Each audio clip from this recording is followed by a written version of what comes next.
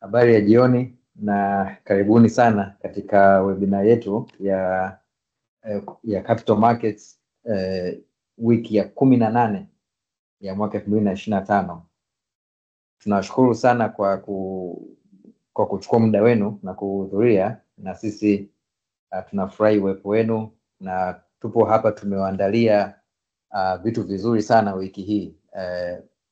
Kikubwa tutakuwa tunaongelea kuhusu performance ya capital markets, performance ya upande wa soko la hisa na soko la hati fungani. Lakini pia kama mnavyofahamu, wiki hii tuna muendelezo wa mada yetu ambayo tulianza wiki iliyopita, ambapo tunaangalia zile fursa ambazo zinatokana na mid cap stocks au makampuni ya hisa ya size ya kati.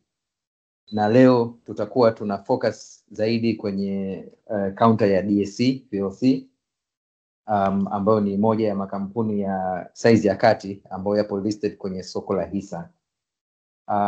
Tutakuwa na representative kutoka Dar es Salaam Stock Exchange, si mwingine bali ni Mr. McCloud Edson.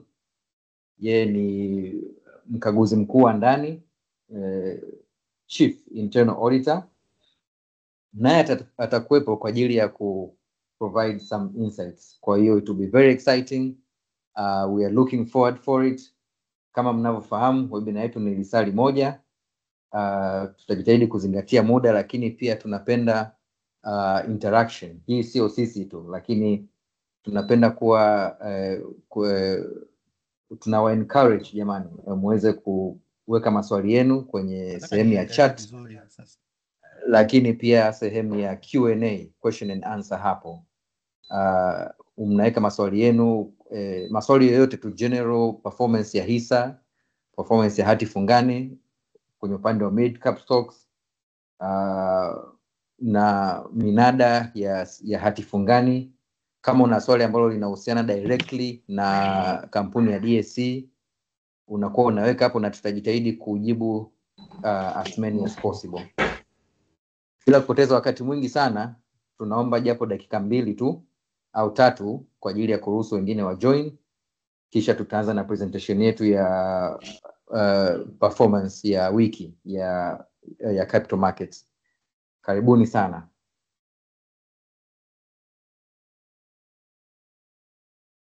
Asante.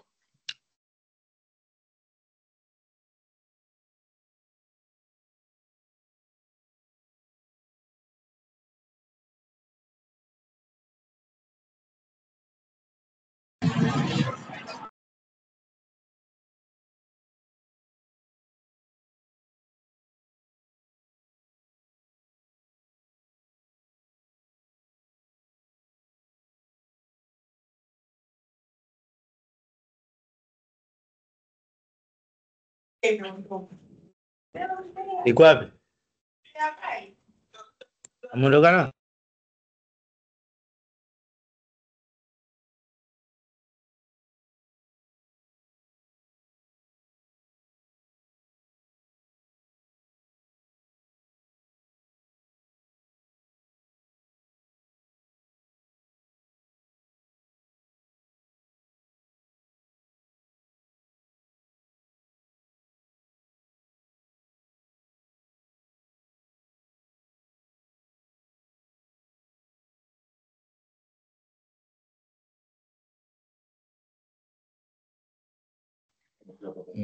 Ladies and gents, it's Ami on the other side. Kama mnanisikia, naomba muandike mcomment kwenye chat section, lakini kwa wale ambao wana join Swahiba, naomba usisahau kumute mic, kwa sababu unaweza ukajikuta umezungumza mambo ambayo hayazungumziki. Sasa niwakumbushe, today is going to be, yani itakuwa session nzuri sana, sawa? Si over promise, lakini I assure you that what should we do sisi kama listeners, Maswahiba. Sisi kazi yetu ni moja tu, tunaandaa maswali. Tunaandaa maswali kwenye chats, lakini pia kama unataka kuuliza swali vocal, yani usikilizwe kwa kuuliza kabisa mwenyewe uongee, unaweza uka raise your hand. So karibuni sana na niwatakie session njema kabisa.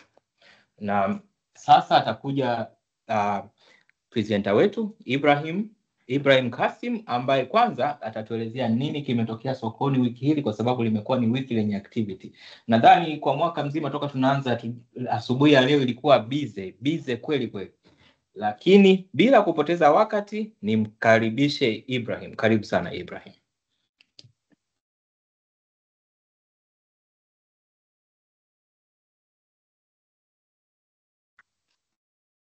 Asante sana Bwana Ami, na bila kupoteza wakati tunaomba tu tupate nini kimetokea kwenye wiki kwenye upande wa capital markets wiki hii. Kwenye upande wa turnover ya hisa wiki hii kwa ujumla wake, pia tusisahau kwamba katika wiki hii kulikuwa kuna siku moja ambayo ilikuwa soko limefungwa,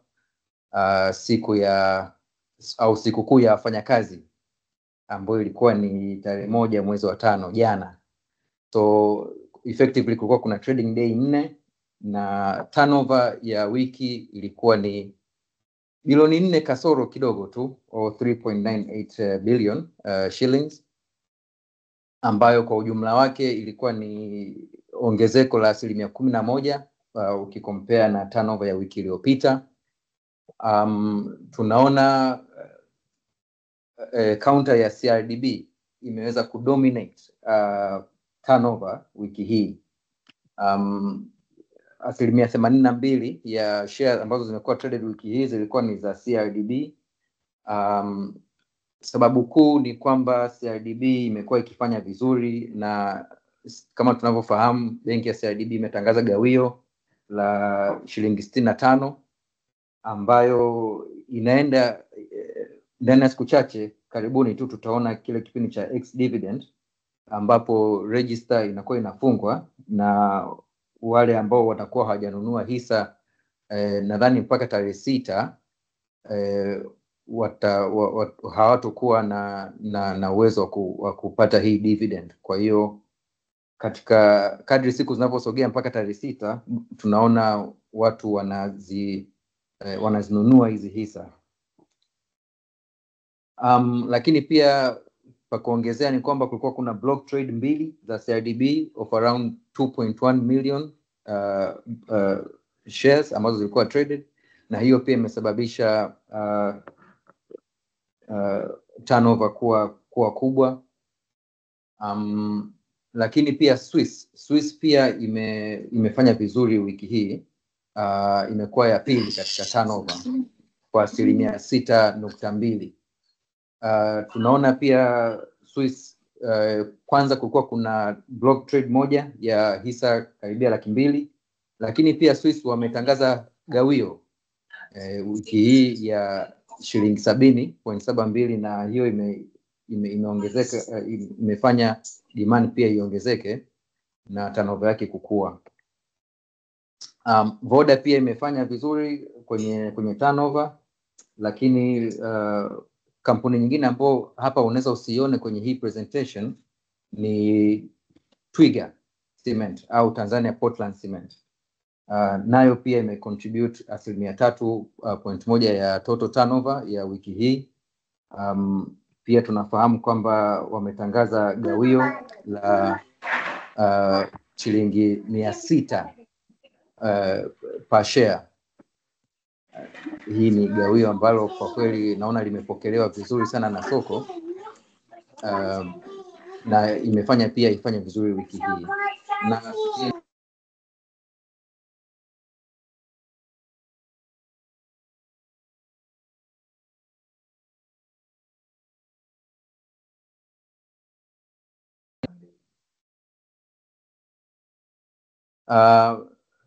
Kabla hatujaenda kwenye upande wa mabadiliko ya bei, naomba pia niwakaribishe wenzangu waongezee kidogo kwenye turnover. Karibu Ami. Asante sana. Mimi napenda kwenda tu moja kwa moja kwa trader wetu Luitiko, nadhani asubuhi ya leo tulikuwa tunakutana. Moja ni bei ya hisa za CRDB. Mpaka jioni nilikuwa naambiwa buyers walikuwa wana request kununua kwa shilingi 840, meanwhile upande wa selling kukiwa hakuna mtu anayetaka kuuza. Lakini asubuhi tukaamka jana tulikuwa tuna discussion maswaiba, jana tulikuwa tuna discuss huko ndani, what is driving, nini kinachoendesha bei ya hisa ya Twiga Cement? Tukasema mbona revenues kama zimeshuka, halafu leo asubuhi tunaamka tunakutana na tangazo la gawio la shilingi 600, kutoka shilingi 390 kwa miaka 3 mfululizo mpaka shilingi 600. Hii imepelekea ubize pia katika counter ya Twiga Luitiko as a trader. CRDB ex-div nadhani ni Jumanne, Twiga ndo saizi leo imeamua kutuchangamsha. What is your opinion? Unaona nini ubaoni? Na Jumatatu watu waamkaje? Asante.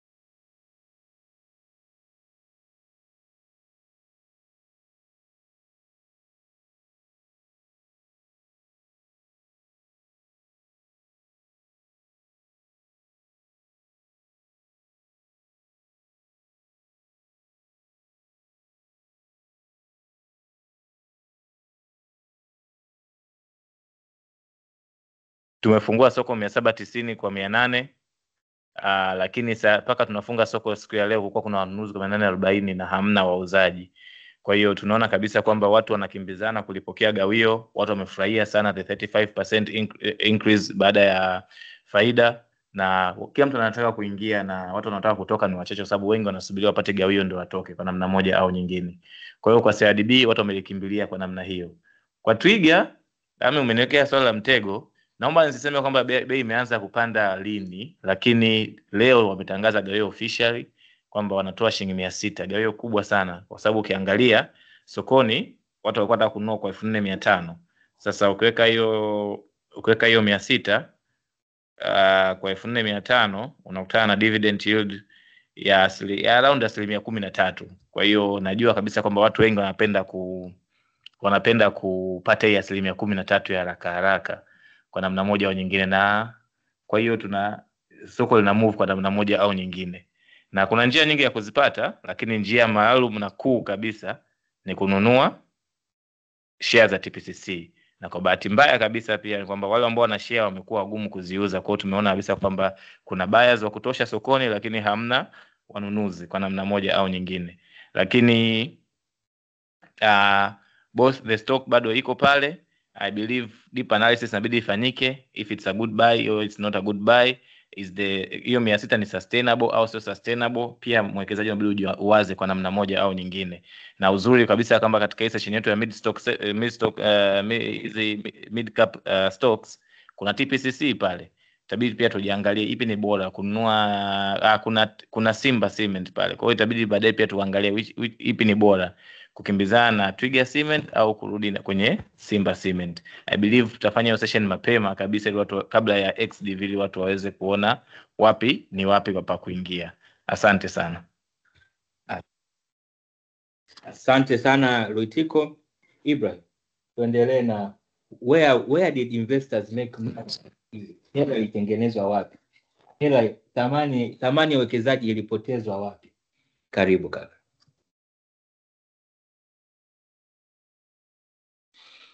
Asante Ami. Nashukuru sana pia Luitiko kwa maelezo mazuri. Tukienda kwenye wapi hela zilipatikana na wapi hela zilipotea kidogo, hii wiki tunaona kwenye upande wa hela zilipopatikana, TPCC bei yao ilipanda kwa 10.8%. ikifunga wiki kwa shilingi 4,500.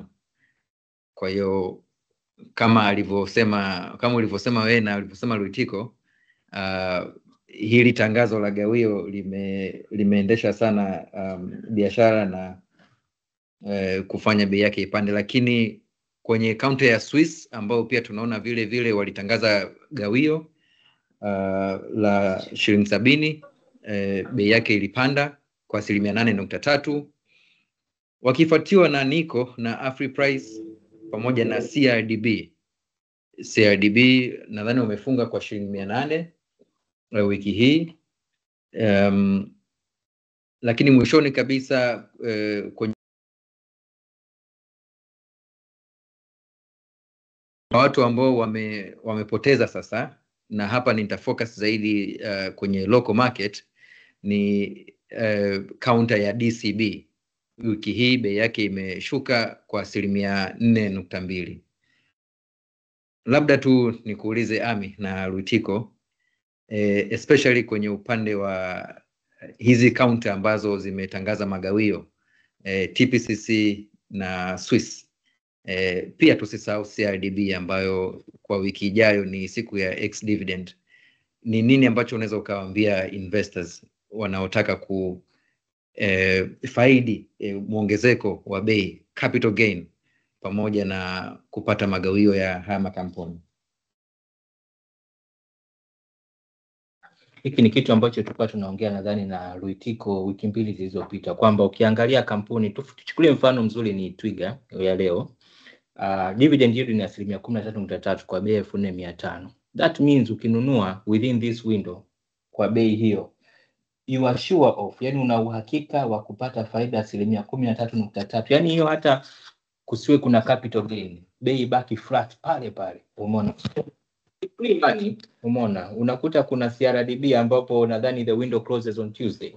Yield iko kama around 8%. That's free money to lock in mapema kabisa.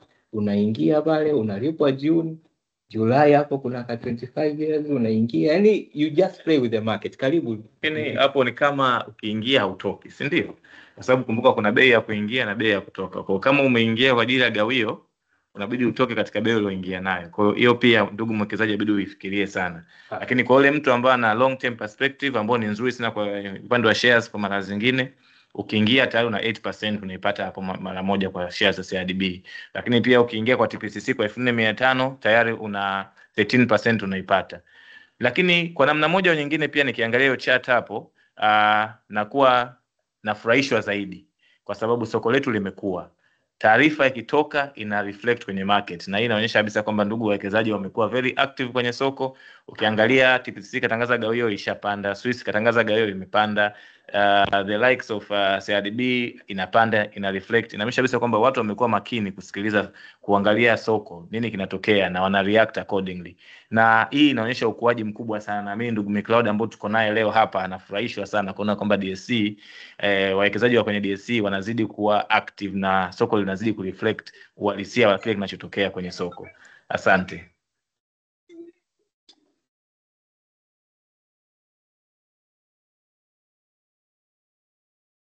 Kwa majibu hayo mazuri. Bila kupoteza muda tutaenda kwa kifupi kabisa kwenye key market indicators. Tunaona kwamba market imefanya vizuri wiki hii. Indicators zote zimepanda, kuanzia market capitalization ambayo inaendana na all share index, Tanzania share index, hisa zote za Tanzania au makampuni ya Tanzania, thamani yake pia imepanda, na sekta zote, banking, banks, finance and investments, industrial and allied, pamoja na commercial services. Kwa kiujumla soko limefanya vizuri sana wiki hii, pamoja na kwamba imekuwa ni wiki ambayo siku moja soko halija trade, lakini mapokeo ni mazuri sana. Soko limefanya vizuri kwa kuzingatia hizi indicators za soko.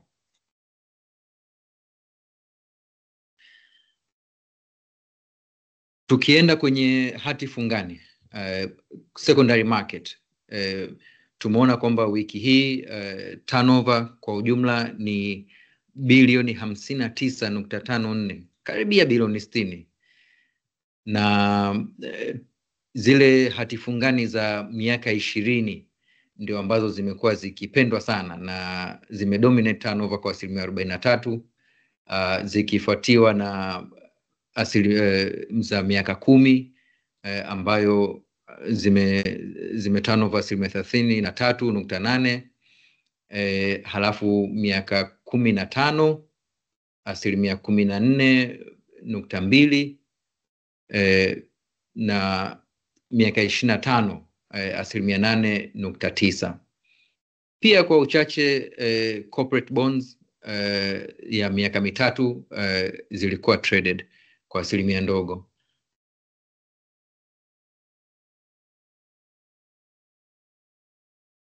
Kwenye upande wa yield curve, wiki hii tunajaribu kucompare yield curve ambayo au zile yield ambazo zinapatikana kwenye secondary market versus the primary market, na ukiangalia kwa kiasi kikubwa yield kwenye primary market zimekuwa ni kubwa kuliko yield za kwenye secondary market, kasoro tu bonds za miaka 25 pamoja na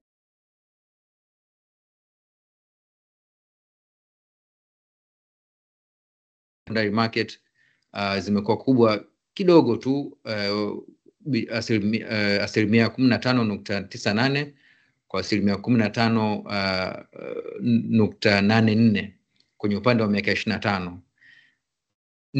Nikizoom kwenye hii tenure ya miaka 25, kwa nini yield ya secondary market imekuwa kubwa kuliko yield ya primary market, Bwana Ami? Hilo swali ningependa nimpelekee Luitiko kwa sababu yeye ndio trader. Karibu sana kiongozi. Asante sana. Kiukweli market tunaelekea mnada wa miaka 25 kesho kutwa, na kuna bond moja kubwa 561 imetoka kutoa coupon juzi. Kwa hiyo inaweza ikawa namna moja au nyingine kwamba imechangia sana hiyo yield kuwepo hapo. Na uhalisia wa hiyo table ni kwamba, kumbuka tumekaa kuanzia Januari mpaka leo hatujaona kabisa 25 ikiwa auctioned. Kwa hiyo auction ilikuwa ni ya Januari, kipindi kile ambako bado kulikuwa na chances za kupata bond kwenye discount kidogo, lakini naamini kabisa kwamba picha nzuri tutaipata wiki ijayo, na hata the whole turnover ya bond market itabadilika sana katika hizo wiki mbili zinazokuja. Kumbuka kuna mnada wa miaka 25 next week. Najua kabisa kwamba watu wengi watakuwa wanaingia kwenye huo mnada.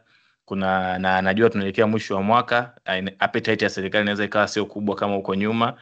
Kwa hiyo kuna chances pia kwamba bei zikawa za kishindani zaidi, kwa hiyo yield zikawa improved kidogo. Kwa hiyo kwa namna moja au nyingine, namna hiyo the primary market iliyokuepo hapo ni kwa sababu tu kabisa kwamba kumekuwa na muda mrefu kidogo kwamba hatujapata mnada wa miaka 25, lakini naamini kabisa kwamba yield zimebadilika kidogo, na picha halisi zaidi tutakuja kuipata next week kwenye mnada ukitoka. Na pia baada ya hapo sasa, wiki inayofuata ambako watu watakuwa na trade baada ya mnada, naamini kabisa kwamba tutakuwa na trade kwa yield ndogo kidogo kuliko hizo zinazoonekana hapo. Asante. Asante Mr. Luitiko, na hapo ndo imefika mwisho wa presentation yetu ya hali ya soko, performance ya soko ya wiki hii. Na kama ilivyokuwa ada yetu, tunawakaribisha sana wasikilizaji wetu kwa ajili ya maswali. Kama una swali lolote kuhusiana na mwenendo wa soko ya wiki hii, karibu kuandika kwenye eneo la chat au eneo la question and answers, na tutaweza kuyajibu hayo maswali. Bila kupoteza wakati mwingi, tunaenda kwenye sehemu yetu ya pili au sehemu yetu kuu, naweza nikasema, ambayo wiki hii tutakuwa tunaongelea upande wa unlocking value in mid cap stocks. Na naomba nimkaribishe Luitiko pamoja na Ami, wataendelea na hii presentation. Kumbuka tuna focus zaidi kwenye counter ya DSE PLC, na kama tulivyoeleza tupo na Chief Internal Auditor Mr. McLeod Edson ambaye pia atasikika. Uliteko, karibu. Asante. Kabla tujamkaribisha mheshimiwa kabisa Mr. McCloud hapa, labda nijibu maswali machache, na kama kuna mtu yote mwingine ambaye ana maswali kwenye part ya kwanza ambayo tulikuwa tuna update wiki, imekuwa ni wiki ambayo ina mambo mengi kidogo. Tumeona magawio mengi yametangazwa. Naamini kabisa kwamba kuna watu wanaweza wakawa na maswali mawili matatu kwamba hii magawio yamekuaje, lakini pia ni wiki ambayo kuna stock nyingi zimemove, kuna returns nyingi zimemove, kuna watu wamepocket 10% ndani ya wiki iliyopita. Kwa hiyo naamini kabisa watu wana maswali hapo. Kwa kama kuna swali lolote ambalo unalo kwa namna moja au nyingine, na kukaribisha sana uweze kuuliza kwenye chat au kwenye Q&A. Lakini kwa kuanzia kabisa hapo kuna Godfrey anasema mimi ni mwanaisa mdogo na hisa 50. Gawio ni lini? Godfrey, natamani sana uniambie una hisa gani ili niweze kukupa tarehe ya gawio lako. Lakini kama una hisa za CRDB, basi usipoziuza mpaka tarehe 6, tarehe 2 Juni utegemee kupokea gawio. Na kama utaongeza pia kabla tarehe 6 hizo hisa, basi utategemea kupokea gawio kubwa zaidi hiyo Juni tarehe 2. Bei sokoni ni 840. Omega ameuliza jinsi gani ya kuweka fungati. Sasa Omega umenipa changamoto kidogo hapo. Hii fungati ninavyojua mimi ni ndoa. Na huku tuko kwenye uwekezaji, lakini I believe unaongelea umeongelea hati fungani. Naona Anafonika amequalify hati fungani. Utatuelezea vizuri kama uko unaongelea hati fungani au unaongelea fungati. Lakini all in all, I believe kama unapokea email zetu, you can drop us your email there, alafu tutakuelewesha zaidi jinsi ya kununua hati fungani kwa namna Kingsman, naomba kufahamisha kwenye ile fomu ya CSDR ya gawio tuliojaza ili kunufaika na magawio kwenye orodha makampuni, kulikuwa na Tanga Cement na kulikuwa na Twiga Cement. Je, kampuni ni moja hizi na kwenye gawio hapa niko salama? Hapana, Tanga Cement na Twiga Cement ni kampuni mbili tofauti. Twiga Cement nimetangaza gawio la shilingi 600. Kwa kama una shares za Twiga Cement, basi tegemea kwamba utapata hii 600 kama hautaziuza mpaka muda wa gawio kuisha. Lakini kama una Tanga, basi inabidi uwe mpole mpaka Tanga pale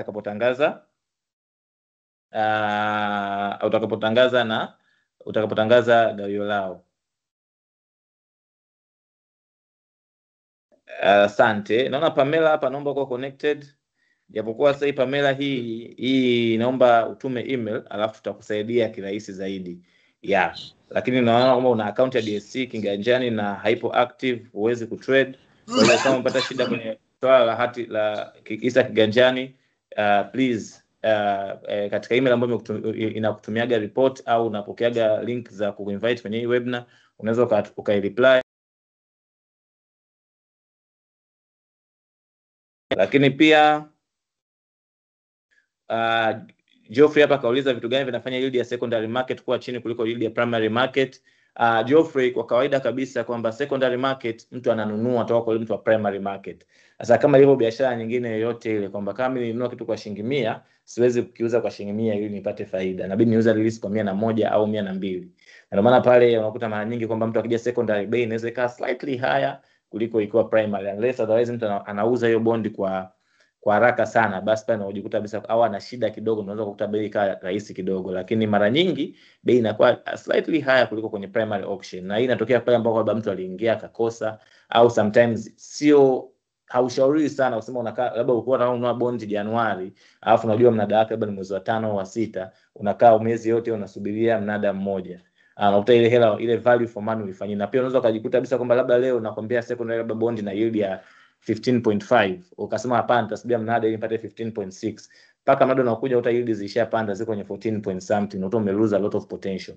Kwa mara nyingi yani in a normal market secondary prices zinakuwa slightly higher kuliko primary prices, lakini the difference inakuwa sio material sana. Na kwa mwekezaji ambaye anawaza mbali pia anaweza akaconsider kupurchase secondary kuliko kusubia primary, kwa sababu mara nyingi pia primary imetoa imekuwa inafanya kwamba haijakuwa inatabirika kifasaha. Tumeona mambo mengi yakibadilika kwenye primary auctions kuanzia mwaka jana mpaka mwaka huu. Tumeona reopenings, tumeona mambo ya dirty price, kwa mambo yanazidi kuchange, na sio yote ambayo yanaweza kukufanya wewe upate bond kwa bei rahisi sana. Kwa sometimes kama una assurance na unataka kufanya purchase, you better just take it. Kama una hiyo position unaweza kuipata kwa bei nzuri sokoni. Mwangala anasema thanks for insightful presentation, can you please share the PPT at the end of presentation? Ibra naona amelichukua hili na atahakikisha kwamba PPT inafika Kingsman namiliki hisa, hizi hisa ni nyingi Kingsman. 10,528 na za CRDB na 100 za Twiga Cement. Je, nitegemea gawio kiasi gani kwa kila kampuni tajwa? Gawio la CRDB ni shilingi 65 na gawio la Twiga ni shilingi 600. Kwa hiyo utazidisha hapo, lakini kuna ile 5% ya TRA utabidi uitoe. Kwa hiyo kwa haraka haraka kama tunaisamia za Twiga Cement utachukua 100 mara 600, alafu utatoa 5% ya TRA, inabaki ndio unachostahili kupokea. Vivyo hivyo kwa CRDB utachukua hizo 10,000 mara 65, utatoa 5% ya TRA ndio unachostahili kupokea. Lakini mind you, hii ni kama hujauza before XDV. Ikitokea umeuza hizi CRDB Jumatatu Kingsman, usitegemee hilo gawio tena. Hilo gawio atapokea yule ambaye amefanya nini, amezinunua kabla hiyo XDV date.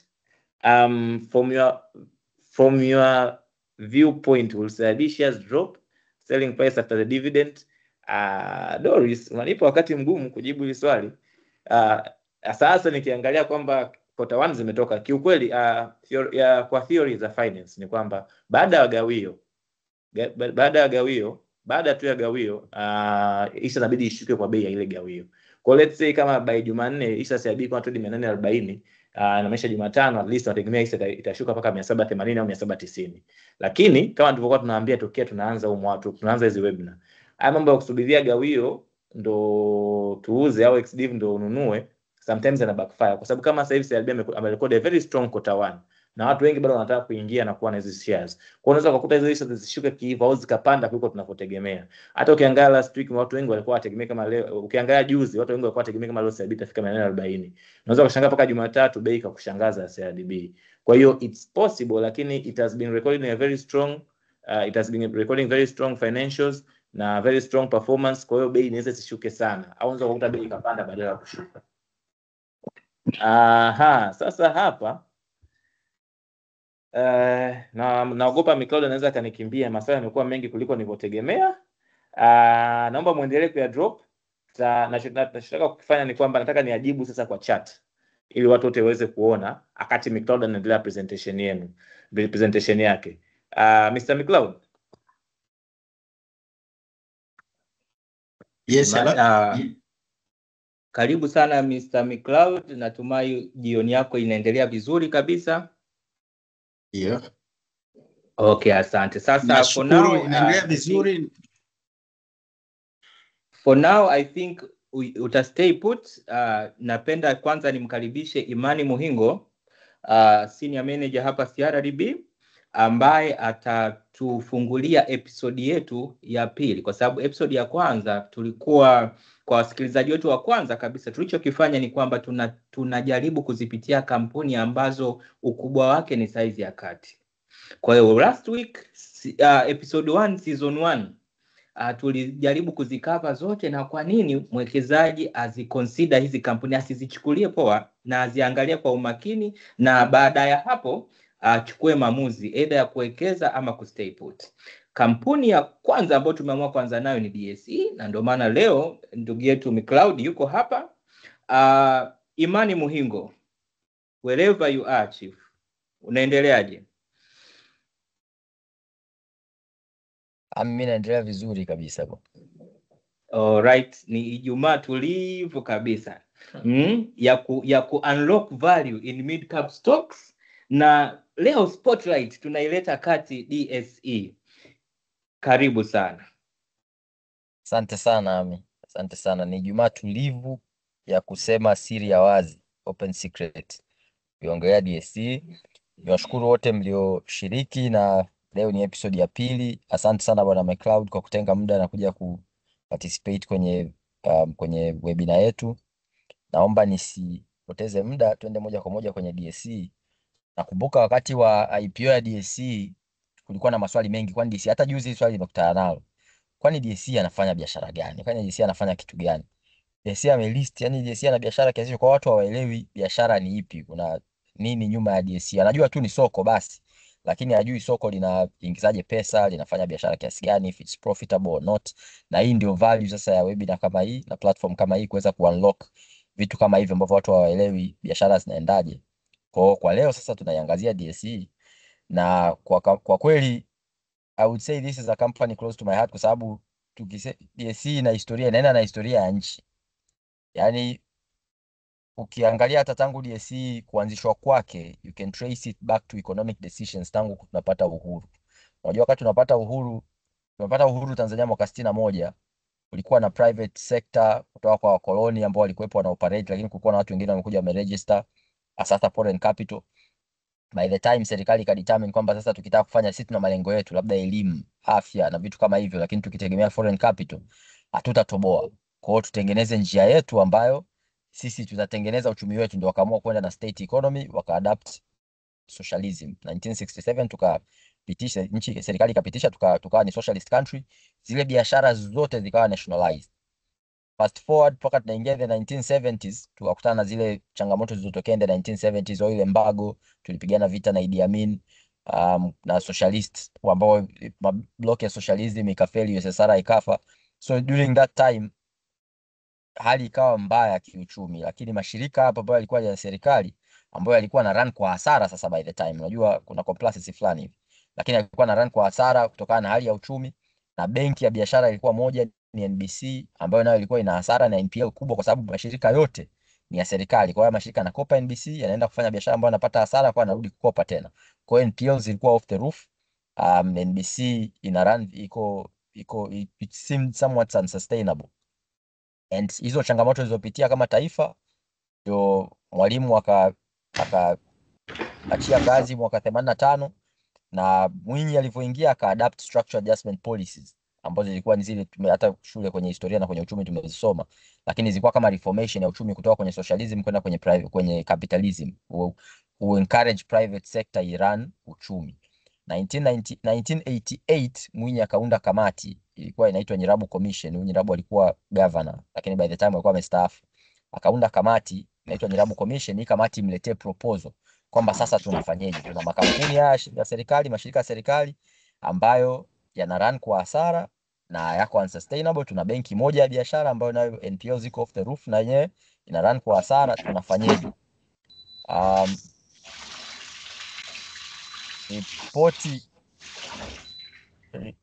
Ripoti walioileta, walileta ripoti ambayo ikashauri mashirika ya serikali yabinafsishwe na sekta ya fedha ifunguliwe, iwe huru. Sekta ya fedha iwe huru, ifunguliwe. Lakini sasa wakasema hata kama tunabinafsisha mashirika ya serikali, tunabinafsisha kwa njia gani? Kwa sababu tunaweza tukaachia watu wakauziana ya makampuni. Kwa hiyo tunabinafsisha kwa njia gani? Ndio wakasema sasa tuanzishe soko la hisa ambayo kazi yake ndio itakuwa kubinafsisha haya mashirika ya serikali ili kuruhusu umma mzima uparticipate. Mind you, huko nyuma ilikuwa ni kwamba tuna foreign capital, tunahitaji watu wa ndani ndio warani uchumi, na this wakawa wamepata kwamba sasa tunatoa makampuni ya serikali, lakini watu wa ndani wanatoa mtaji na wana run haya makampuni. Kwa wakafikia kwamba tuanzishe soko la hisa 1992, 1992 sheria ikatungwa, CMS Act.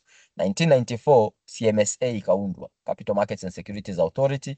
1996 ili kufacilitate kuunda soko la hisa. 1996 DSE sasa ndio ikaundwa, ikatengenezwa, and by the time na ile Banking and Financial Institutions Act nayo ikatungwa, kwa hiyo ikaliberalize uchumi. Hapo ndio sasa NBC ikagawanywa, ikatoka NMB. CRDB ilikuwa imeundwa 1994 pia, ikiwa ina focus na watu wa vijijini na vyama vya ushirika kilimo basically. Na CRDB hapa kugusia tu, ndio ilikuwa, I think in my recollection, ndio ilikuwa kampuni ya kwanza kwenda public kabla hata ya soko. Ilikuwa ya kwanza kwenda public, wakauza share kwa umma between 1994 and 1996, and mpaka 1998 wakaanza ku trade kwenye OTC, lakini by the time soko tayari lilikuwepo. Kwa hiyo DSE imekuja imeundwa kutoka kwenye nanio kwamba ije facilitate mashirika ya serikali kubinafsishwa na wananchi kushiriki kwenye uchumi wao. I would say a stock exchange is the most socialist aspect of a capitalist economy, kwa sababu inaruhusu watu wote kuparticipate kwenye uchumi wao. So by 1996 wakaunda soko. 1998 ikalistiwa kampuni ya kwanza ambayo ni Toll Gases, ilikuwa ni kampuni ya serikali, 100% iliwekwa sokoni. Mwaka huo wakaleta Tanzania Breweries, ikalistiwa sokoni, and going forward mwaka 2000 wakalisti TCC, wakaprivatize. Walikuwa wameshortlist, serikali shortlist makampuni 300 ambayo yanatakiwa privatize kupitia DSE, lakini sasa michakato na vitu kama hivyo wakaishia kuprivatize 7, ukiongezea na CRDB ambayo nayo iliundwa kutokana na mazingira hayo ya serikali yenyewe ni ya 8, lakini zote zikawa kwa kampuni zikawa karibia 8 zilikuwa listed kwenye soko la hisa eventually kutokana na hiyo sera. DSE akaenda mwaka 2003 nadhani ndio bondi ya kwanza ikawa listed. Wakaja zamani ilikuwa brokers wanaenda ofisini wanafanya open outcry, ambao watu wanafanya kama mnada kabisa, mnada kama malimbuko. Baadaye wakadigitize, watu wa mabroker kwa wanaenda ofisini wanatumia local access network, lakini wanaenda ofisini DSE wote pamoja wanakaa sehemu moja. Na baadaye ikadigitize kabisa, mabroker kwa wanakaa maofisini kwao kama sasa hivi ambavyo tuna trade. Na coming forward sasa hivi DSE ametengeneza platform ambayo watu wanaweza wakaingia wakanunua na kuuza share ukiwa at the comfort of your sebule. Unakaa sebuleni kwako, unaweza ukanunua na kuuza share. Ona huko mbali kote tulikotoka. That is the growth of DSE. Sasa hivi tuna makampuni 22 yako listed, 7 ndio hayo yakiwa yametoka serikalini, 6 yakiwa yametoka tuna makampuni jumla 28, 22 yakiwa domestic, 6 kutoka Kenya yako cross listed, ila soko sasa limekuwa ni soko kubwa. Na growth yake ndio sasa hivi inakaribia miaka 30, lakini limepitia mengi hapo kati.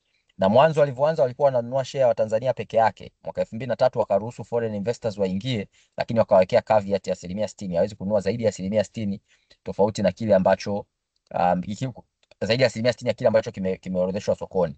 Mwaka 2014 ikaruhusiwa hiyo, ikatolewa, wakaruhusiwa kununua mpaka 100%.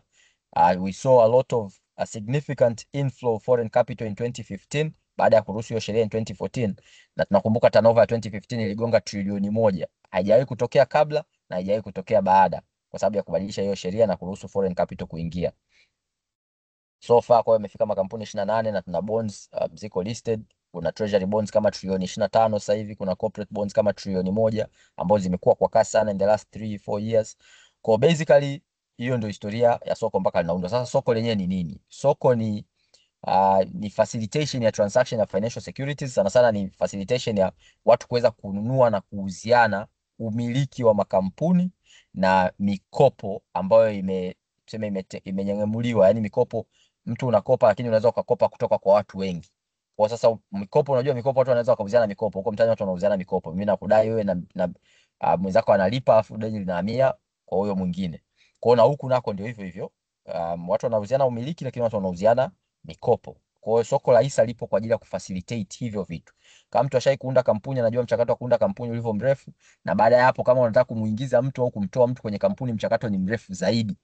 Lakini sasa kupitia soko la hisa ina facilitate watu waweza kuingia na kutoka kwenye makampuni kirahisi kabisa bila kuhangaika sana. Mtu unaweza leo kamiliki benki, kesho kamiliki kampuni ya simenti, kesho kutoka kamiliki kampuni ya kilimo. Hizo biashara zote kwa umezifanya, umetoka na kuingia kirahisi kwa sababu unaingia kwenye soko la hisa. Kwa hiyo sasa hivi kwenye soko letu kuna hisa na hati fungani. Na wateja wa DSE ni nani? Sasa tukija kwenye presentation hapa, wateja wa DSE ni nani? Wateja wa DSE, kuna watu ambao wanataka, makampuni ambayo wanataka kutafuta mtaji, wanataka mtaji kutoka kwa umma, au ni wateja wa DSE kwa sababu watalist share zao pale na watalipa listing fees. Makampuni ambayo wanataka kukopa kutoka kwa umma, serikali nayo inakopa kutoka kwa umma, naye ni mteja wa DSE. Lakini pia kuna wawekezaji, institutional and retail investors. Naamini wengi mliopo hapa ni wawekezaji, kwa wote nyinyi ni wateja wa DSE. Unavyonunua, unavyouza hisa au hati fungani, DSE anapata kitu pale. Brokers na fund managers wote ni wateja wa DSE. Brokers kwa sababu ni members wa soko na tunalipa fee kila mwaka, tuna facilitate hizi transactions, ni stakeholders, lakini pia ni wateja wa DSE. Lakini pia kuna mataasisi ambayo yanatafuta data, wananunua data kama Bloomberg, Refinitiv, FactSet, wote hawa ni wateja wa DSE. DSE anawauzia data. Sasa DSE anatengenezaje pesa? Ambapo ndio swala la msingi, biashara yake imekaaje? Kama nilivyosema, DSE kazi yake ni kufacilitate transactions za financial securities, lakini hizi transactions za financial securities inabidi ziwe zimeorodheshwa kwenye soko la hisa. Kwa hiyo unavoorodhesha pale, kama ni hisa zako kama wewe ni kampuni unataka kuuza hisa, umeziuza na zimeorodheshwa kwenye soko la hisa, inabidi ulipie fee.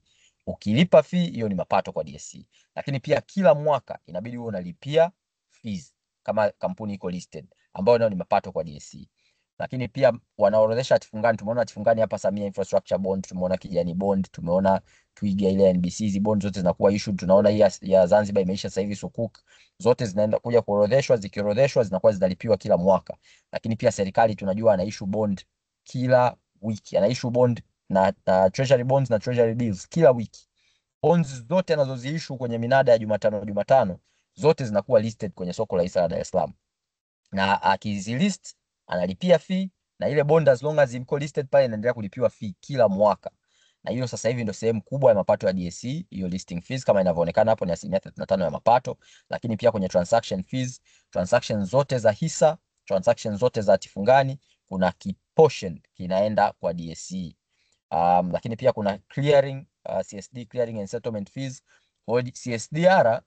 CSDR ni kampuni tanzu, ni subsidiary ya DSE ambao kazi yake ni kuhakikisha wewe mteja ukinunua hisa au ukinunua hatifungani unaenda kwa broker wako, unaweka hela, unamwagiza broker kununulie hisa. Broker anaingiza hiyo order kwenye system ya DSE ambayo ina facilitate hiyo transaction inafanyika. Sasa yule anayehusika kuzitoa hizo hisa kwenye account iliyouza kwenda kwenye account iliyonunua ndio CSDR. Lakini pia anaenda kuchukua hela kutoka kwenye account iliyonunua kwenda kwenye account ya broker aliyeuza. Pia huyo anayefanya hicho ni CSDR. Kwa ana facilitate hiyo clearing. Na pia kuna watu wameuliza hapa kwamba tulijaza form za kwa ajili ya claim dividends na vitu kama hivyo. CSD pia anafanya hivyo. Kwa sasa hivi CSD anachangia 15% ya mapato ya group ya kampuni mama. Kwa hiyo ukiunganisha DSE na CSD, CSDR anachangia 15% ya mapato yote ya kampuni. Lakini pia kuna market data subscription, wanauza data DSE, wanafanya trainings, wanaizo other income. Kuna vitu vingine vingi wanafanya ambavyo vyote vinachangia. Tumeona DSE amepartner na ACI kufanya trainings, tumeona amepartner na CFA kufanya trainings, tumeona amepartner na Institution of Directors. Kote huko wanapata mapato kiasi anaenda kuchangia kwenye kapu zima, kapu kubwa. Nimegusia platforms, wana digital platforms hii za kiganjani ambayo imekuja, tutaona baadaye sasa hivi facilitate watu wangapi wanapita kwenye hisa kiganjani, lakini vijana imefanya sana vijana hapa. Kwa kweli nitoe kongole kwa DSE kwa sababu this was very strategic kuleta hisa kiganjani alafu kwenda kuanzisha hizi challenges chuo na sekondari. Kumesensitize sana vijana kuparticipate kwenye masoko ya hisa, na tunaona muamko, tunaona domestic participation ilivyokuwa, tunaona in the last 4 years foreign investors wamekuwa wanatoka, lakini soko kama soko linaendelea kupanda kwa sababu domestic participation imekuwa kubwa, imeweza kuabsorb hiyo outflow ya foreign investors wanavotoka. Kwa hiyo hii digital platform waleta DSE, kwa kweli this was very strategic, na jinsi walivyoihandle na kuanza kwanza kwa wanafunzi kuwafanyia challenges na kuwafanya ilikuwa digital kwanza kule kabla haijawa digital kwa watu wekezaji wote. Kwa wale walikuja kule tayari wana experience, imefanya uptake kwa wananchi, imekuwa sasa kwa vijana imekuwa kubwa sana. Inayofuata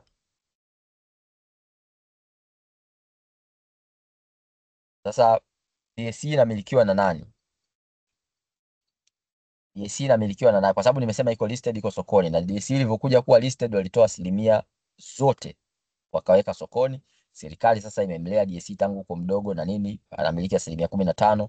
Wanaofuata ni Briarwood. Briarwood wamekuwa na wenyewe wamekuwa tangu kwenye IPO. Briarwood, kama kuna mtu amefuatilia Facebook ilivyowekezwa, atakuwa anajua, au historia ya Facebook atakuwa anajua Mark Zuckerberg alivyoanza, alivyokuwa chuo, kuna vijana fulani walikuwa mapacha wanaitwa Winklevoss. Wale Winklevoss nao wenyewe walisaidia idea na walimsue na aliwalipa hela nyingi.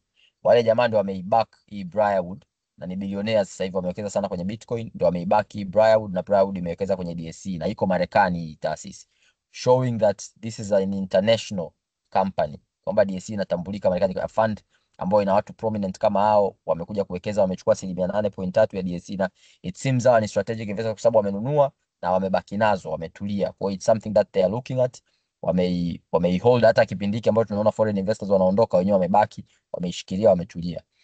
And then wengine ndio hao ZSSF, Nicole naye ana sehemu nzuri, lakini 49 almost 50% iko kwa public, iko kwa umma, na one of the most liquid stocks. DSE nayo iko very liquid, tunaona pricing yake imekuwa vizuri. For these are the owners wa DSE as we stand now.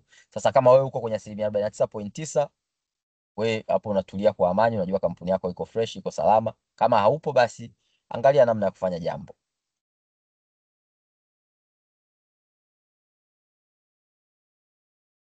Sasa nimeongelea DSE, lakini vitu advantages alizonazo, hii ni moat ni kitu ambacho ni kama ulinzi, kama security. Advantages alizonazo kama DSE kubwa alionayo ni kwamba DSE ni monopoly. DSE yuko peke yake, hamna soko lingine Tanzania, japokuwa sheria zinaruhusu mtu kuanzisha soko la hisa lingine au taasisi kuanzisha soko la hisa nyingine. Requirement ni uwe na brokers at least 3, mkubaliane, au brokers wawe na leseni, and then soko linaweza likaanza. Kwa hiyo sheria ziko very clear, regulations za kuregister a stock exchange ziko very clear, ila so far soko ni moja tu, ni DSE. Kwa hiyo ni monopoly kwenye area yake, yuko peke yake. Although kumekuwa na tumesikia kwamba soko lingine linaweza likaanza, soko la Zanzibar. Serikali ya Zanzibar imesema mara kadhaa, nimemsikia hata juzi hapa Rais Mwinyi amegusia kwamba wanaweza baada ya hii sukuk kumaliza, walipomaliza uwekezaji na wakakusanya bilioni 300, I think 380 na kitu, wakasema sasa iko tayari, tunaweza tukaanzisha na soko la hisa, na iko kwenye mpango na iko kwenye sera kabisa ya chama.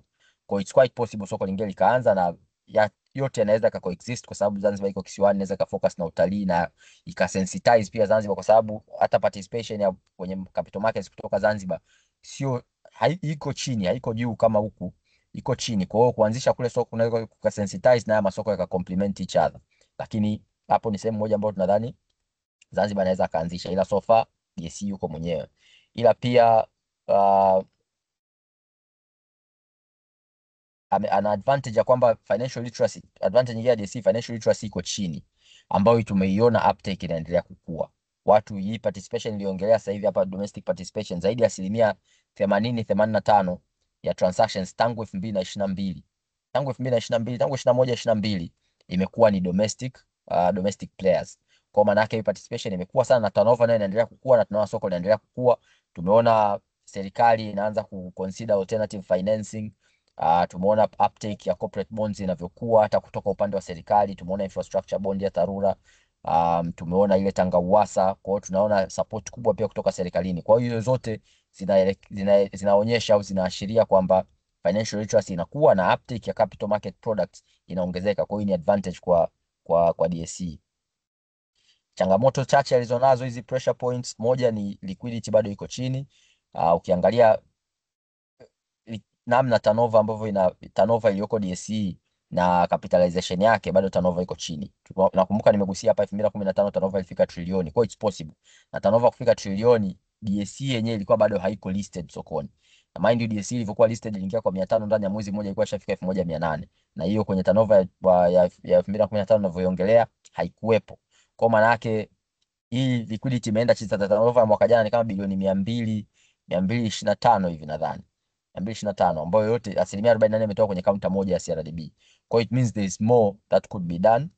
Naamini in the near future turnover itakuwa, tunajua kuna challenges kadhaa hapo, kuna challenges ambazo zimewahi kuwa highlighted kwenye sheria za DSE, lakini tunajua DSE walisha structure, I think zinasubiri tu approval. I think tutaona some improvement kwenye liquidity na kwenye turnover. Lakini pia competition, kama nilivyogusia kwamba inawezekana Zanzibar wakaanzisha soko, ikianzisha soko lingine inaweza ikaleta competition au yaka complement each other.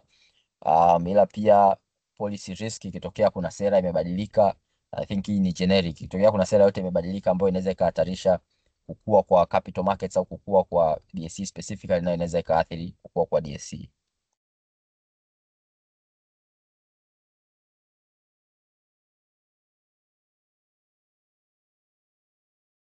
Slide inayofuata.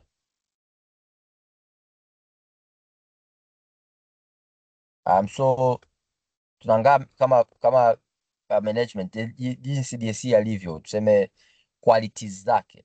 Kwa hiyo ukiangaa quality na transparency, governance na compliance kwa reporting standards, DSE amekuwa na report, amekuwa consistent kila quarter. Ameweka sheria ambayo kuna kampuni yote ambayo yako listed kila quarter inabidi atoe results ya publish, na yeye amekuwa anaongoza. Kwa mfano kila quarter anatoa results zake, zinakuwa analyzed na zinakuwa very clear. Kwa amekuwa anaripoti vizuri, lakini uongozi nao uko thabiti. Tunajua DSE tuna engage nao kila siku, uongozi wao uko safi sana. Kwa inaonyesha transparency, ina encourage kwa wawekezaji, ina encourage, inaonyesha kampuni iko stable, ina encourage watu kuendelea kuwekeza. Lakini capital allocation, tunaona capital kwenye balance sheet yao kuna capital, kuna buffer kubwa iko kwenye treasury bonds na kwenye FDR. Lakini pia tumeona stable dividend.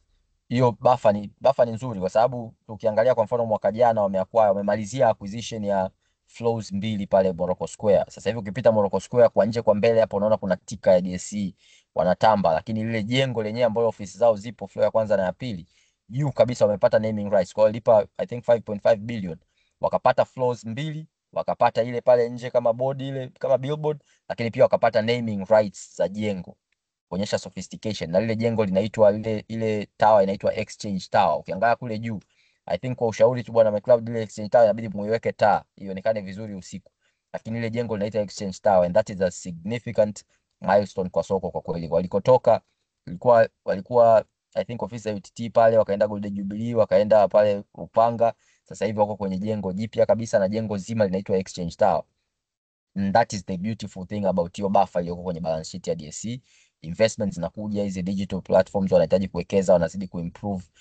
Hii MTP kila siku ina improve, imeanza ilikuwa na challenges nyingi, lakini tunaona ambavyo inaendelea kuimprove, na vyote hivi vinatoka kwenye hiyo investment ambayo inatoka kwenye hiyo buffer iliyoko kwenye balance sheet.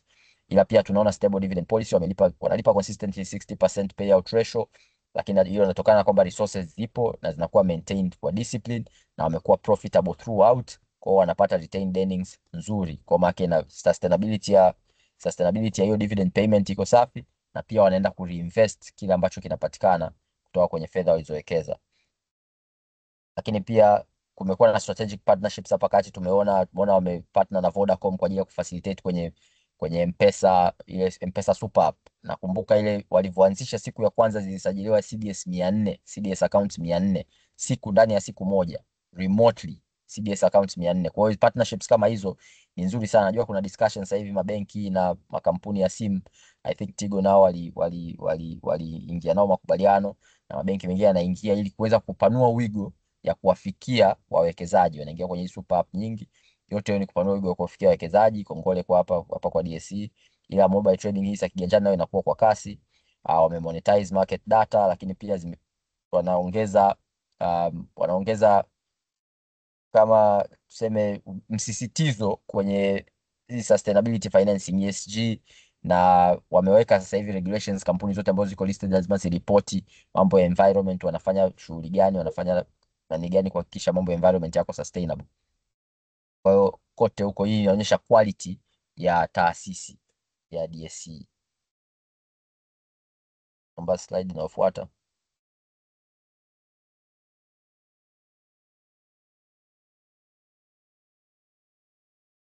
Biashara anayofanya tumeongelea vyote kwamba anafanya nini, lakini mapato yake sasa yako wapi?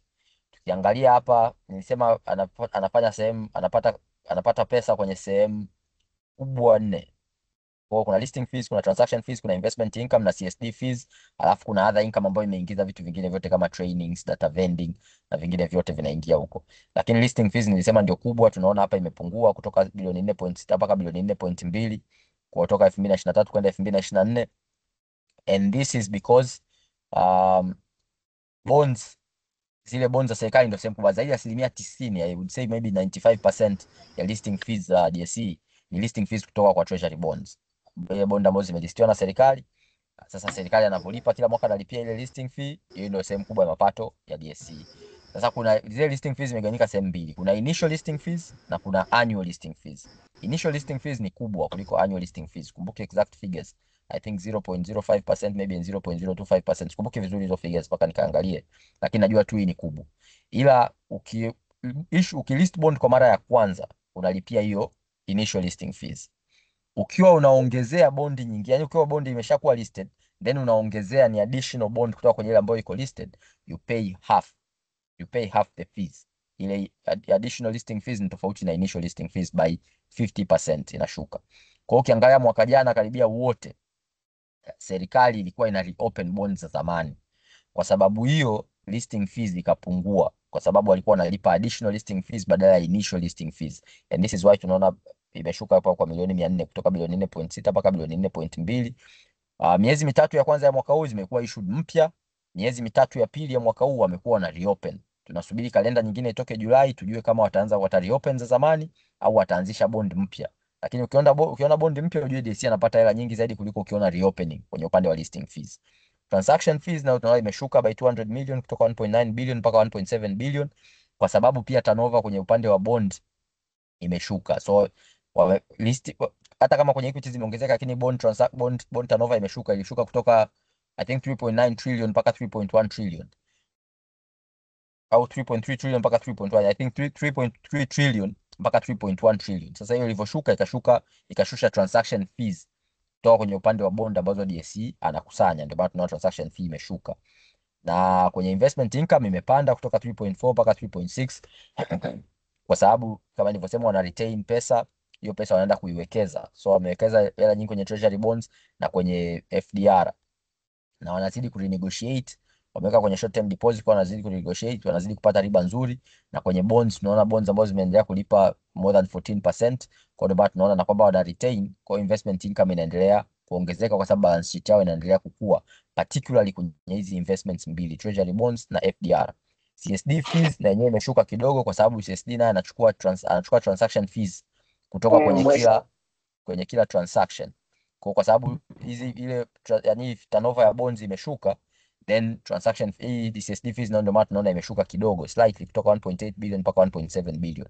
Huku upande wa other income tunao umepanda toka 0.5 mpaka 0.7, sana sana kwa sababu ya data vending. Wanauza sana market data sasa hivi, na soko linavyozidi kukua, watu wanazidi kupata appetite ya soko, watu wanazidi kulifuatilia. Kwa tukilifanya likawa regional, watu wengi wanalitaka, kwa watazidi kununua hizi data. Kwa maana yake hii data vending itaendelea kukua, lakini tumeona hizi trainings zinazofanyika, kuna kazi nzuri inaendelea pale, partnerships nzuri kabisa na ACI na CFA na Institute of Directors, wote hizi wanakuja kufanya na DSE na inaongeza mapato. Sasa kwa valuation tukicompare DSE na Nairobi Stock Exchange, kwa sababu that's the closest, I would say the closest competitor. Soko kubwa Afrika Mashariki ni Nairobi, alafu inakuja DSE, then inakuja kwa number of listings inakuja Uganda, japokuwa Uganda baada ya kulist MTN na Airtel capitalization yao imekuwa kubwa kuliko ya kwetu, kuliko domestic ya kwetu, japokuwa total bado tumewaacha imezidi domestic ya kwetu, lakini bado kwa number of listings sisi tuna number of listings nyingi kuliko Uganda, na ukiweka ikawa total capitalization ya kwetu ni kubwa kuliko ya Uganda. Kwa hiyo the closest competitor kwetu sisi ni Nairobi, tunaangalia kutangulia, lakini pia aliye mkubwa kuliko wewe. Na Nairobi yenyewe ilianza tofauti na sisi, kwa sababu ilianza soko ilianza kwa sera. Nairobi ilianza out of need, out of business. Kama broker wenyewe wakaona tuanzishe soko, wakaanzisha soko, tofauti na hapa ilikuwa initiation ya serikali. Na soko ilianza muda mrefu, I think in the 1950s. Lakini tukiangalia tangu mwanzo wa mwaka bei ya DSE imeshapanda by 25%, lakini ya Nairobi imepanda by around 14%. Number of shares issued, DSE ana share milioni 23, Nairobi Stock Exchange ana share milioni 259, na in this doesn't matter so much kwa sababu number of shares inategemeana na bei, ila I think capitalization ya Nairobi Stock Exchange itakuwa juu kuliko ya DSE, lakini DSE ameissue share chache. PE ratio, wanajua PE ratio ni bei ukigawa kwa faida kwa kila share moja.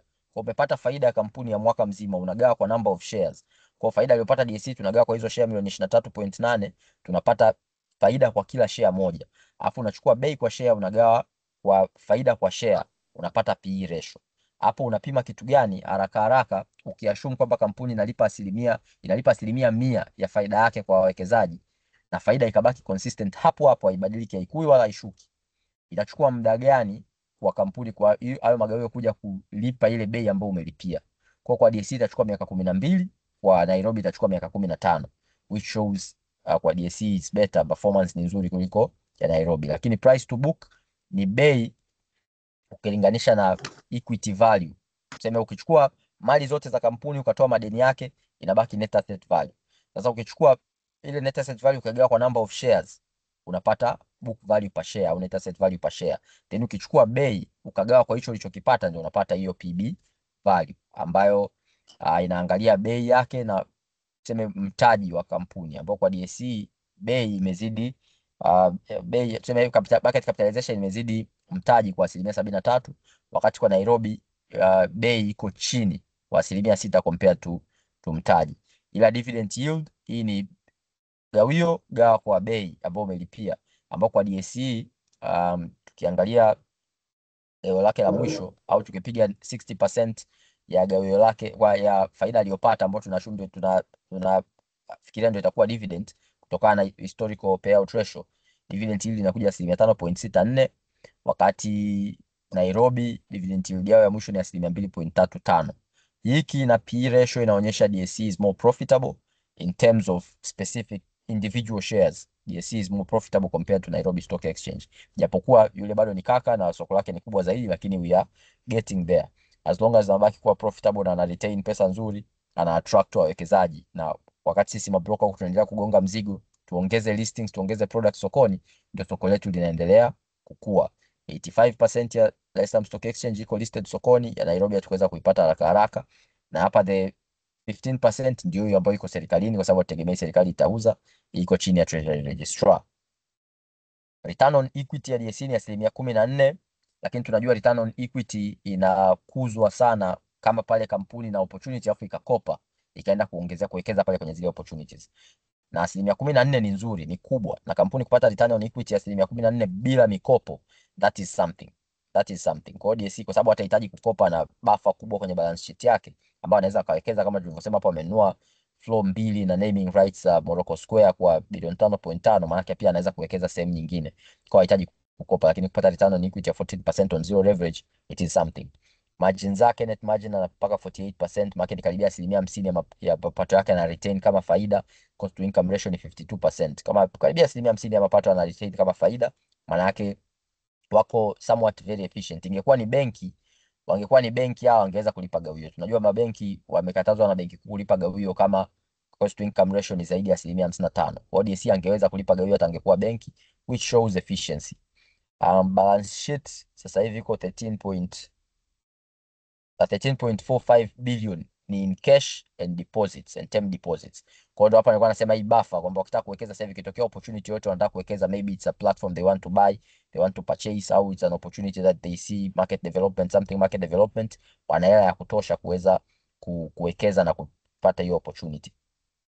Dividend policy kama nilivyogusia ni 60% mpaka 65%, na ndio inaleta dividend yield ya 5.64. Lakini pia domestic market cap imeshafika trilioni 13.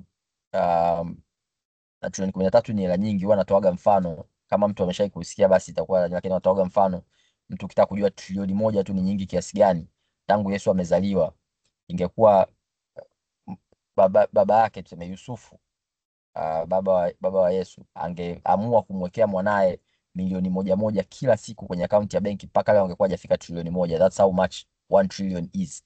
Lakini soko letu lina trilioni 13, kwa hiyo sio soko dogo. Kwa hiyo miaka yote mpaka sasa hivi hajafika trilioni 1, lakini zetu ziko 13, lakini still less than 20% of GDP. Tunajua GDP ya Tanzania sasa hivi is around 180 trillion shillings. Kwa bado we have some room to grow. Na tunategemea tukiona some listings itakuza zaidi soko, lakini pia retail adoption nimeshagusia hapa, retail investors wanakuwa, ya regional integration tunajua kuna efforts nyingi. Tunakumbuka walikuwa wanataka kuintegrate masoko ya East Africa nzima, najua hiyo effort bado inaendelea, lakini pia kuna initiative nyingine ya kuintegrate masoko ya Afrika nzima, ambayo itafanya cross border selling ya equities and financial securities itakuwa very easy, market attract a lot of capital. Na Tanzania hatujulikani tu vizuri nje kwa sababu ndio capital restrictions zimetushika, lakini there's a lot of opportunities in Tanzania. You just seeing capital markets nafunguka sasa hivi, lakini there's a lot of opportunities here ambazo watu wengi wakiziona huko nje watakuja hapa kuwekeza. Tumeona serikali hii privatization, tumemsikia Treasury Registrar amegusia mara nyingi kwamba serikali inahitaji alternative financing na watafanya some privatization ya makampuni yao, lakini pia kuna products tunajua zitakuja hapa, tunategemea na sisi wenyewe tunafanyia kazi some products. Lakini pia financial literacy inavyokuwa kama ambavyo nimeshagusia, yote inaongeza prospects za soko. Ambayo inayofuata. Yes, kwa hiyo kwa investors sasa takeaways ni nini? Business model, DSE ni monopoly na faida ana retain zaidi ya karibia 50% ya faida yake ana retain ya mapato ana retain kama faida, which shows efficiency, na 14% return on equity. Ule mtaji wake anapata return ya 14% kutoka kwenye ule mtaji. Kwa mwekezaji akiangalia anaona kwa sababu ni monopoly, ni scalable, inaendelea tu kukua, return zake ni kubwa, na ni scalable, inaendelea kukua kwa sababu ya hiyo return on equity na net margin, lakini pia return on equity ya 14% ni kubwa, lakini pia more protected kwa sababu ni monopoly. Cash flow, free cash flow ni imepanda kwa 50%. Free cash flow ni ile hela baada ya kutoa operational cash flow yote, ile hela inayobaki ndio free cash flow. Ni hela ambayo unaweza ukaenda kuiwekeza, ukaenda kuitumia as the company sees fit. Imepanda kwa 58%, maana this is the cash cow. Kwa ni strong cash engine. Kuna mtu alisema DSE ni fund manager mwenye biashara ya stock exchange kwa sababu ya balance sheet yake ilivyo na pesa nyingi. Kwa hiyo inaonyesha mtu kampuni ikiwa na pesa nyingi hivyo, maana yake anaweza akaexploit opportunities haraka, lakini inakuwa very stable, ni ngumu sana kufa, kwa sababu kampuni nyingi zinakufa kama biashara iendi na madeni yamekuwa mengi, inaweza kampuni inaweza ikadeclare bankruptcy. Kwa hiyo inaonyesha safety na security ya hii kampuni. Balance sheet haina deni, kama ilivyohusia deni, madeni yanaweza kaua kampuni kama yakiwa managed vibaya. Equity ratio ni 89%, maana yake assets zake 89% ya assets zake zimekuwa financed na equity, na hizo ambazo zilizobaki 11% sana sana ni zile payables maybe here and there, lakini sio mikopo. Na liquid assets ni 13.4 billion in cash and FDR 13.4 billion. Kwa maana risk iko chini na iko funded vizuri.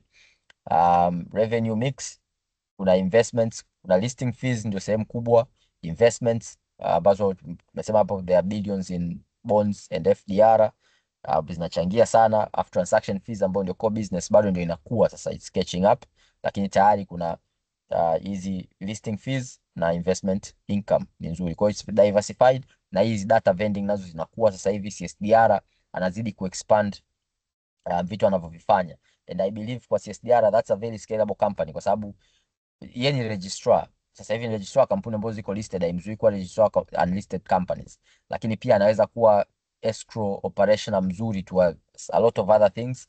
Kwa I believe inavyoendelea kukua, teknolojia inavyoendelea kukua, I believe CSDR atakuwa na activities nyingi nje hata ya capital markets structure, nje ya DSE na nje ya capital market structure, which on its own it's a scalable business. Inawezekana kabisa stock exchange nyingine ikaanza ikaja kutumia services za CSDR, kwa yenyewe nayo inaendelea kukua. Kwa hiyo income is very diversified, na overall position iko resilient, dividend paying, digitization, ambapo digitization tunajua sasa hivi ndio vijana, kwa ideal for long term. Na ukiangalia structure opportunities tunazoziona kwenye soko capital markets Tanzania, maana yake hii kitu DSE inaendelea kukua tu, itaendelea kukua unless itokee shock ambazo zitaumiza capital market au zitaumiza uchumi mzima, lakini we expect capital market iendelee kukua. Tunaona sasa hivi appetite ni kubwa kutoka kwa retail investors, kutoka kwa serikali, from everywhere. Kwa we expect hii kitu ili kampuni iendelee kukua. Sasa hii ni mid cap, lakini opportunity yake kama mnavyoiona hiyo hapo.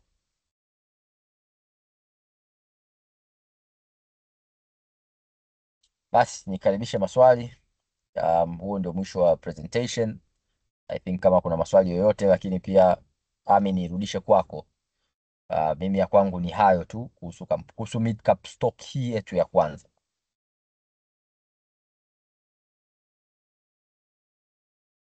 Notes kwa sababu this was a masterclass. Imani Muhingo, thanks a lot, we appreciate what you have done. Sasa bila kupoteza muda niende kwa mgeni wetu rasmi Mr. McCloud. Kuna maswali kadhaa mimi kama mdau wa hii hisa, lakini kwa niaba ya wasikilizaji wetu ningependa niulize. Lakini wasikilizaji niwakumbushe pia mpo huru kuuliza maswali. Karibuni. Baada ya Imani kutoa a very comprehensive presentation, na tumai na naamini maswali ni mengi. Lakini nianze mimi mwenyewe, nijipendelee kwa sababu nina access ya mic. McCloud, tunaenda moja kwa moja kwenye MTP. Karibu. Kwa saizi what proportion, yani Yes. proportion ya investors sawa wanao access soko kupitia MTP kulinganisha na traditional method ya kwenda kwenye ofisi za broker, ni asilimia ngapi? Lakini niunganishe na swali la pili, ambapo toka MTP imeanzishwa mpaka saizi ukuaji wa transaction kupitia hii mobile trading platform umekuaje year on year? Karibu Mr. McCloud. Asante sana.